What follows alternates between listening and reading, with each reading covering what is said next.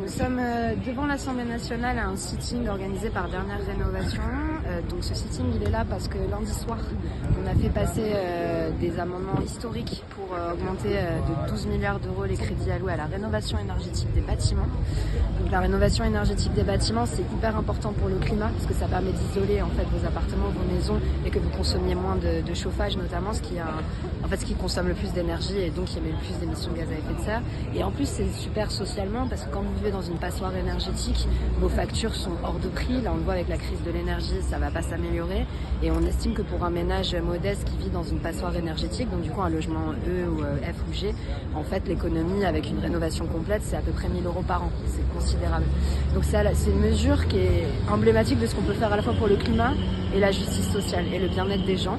Donc c'est pour ça que c'est très très important de se battre pour ça. Et en fait ces 12 milliards d'euros, le gouvernement ne veut pas les garder parce qu'il estime que ça coûte trop cher. Pourquoi ça coûte trop cher? Parce qu'il a déjà fait trop de cadeaux aux grandes entreprises déjà dans les années précédentes et puis il va refaire des cadeaux aux grandes entreprises cette année et l'année prochaine avec plus de 8 milliards de baisses d'impôts supplémentaires, notamment pour les grands groupes, pour des banques comme BNP Paribas. Et donc nous on lui dit en fait l'argent vous l'avez, il suffit juste de renoncer à ce projet qui apportera rien de plus à la France. Vous arrêtez pas de baisser les impôts des multinationales, enfin c'est pas pour autant qu'elles créent davantage d'emplois en France, ça c'est pas vrai. Et donc du coup voilà, en fait on a les moyens.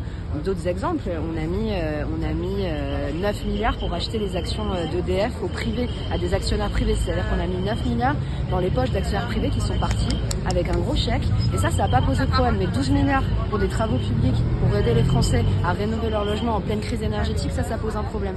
On voit qu'en fait le gouvernement n'a pas l'intérêt des Français et du climat en priorité.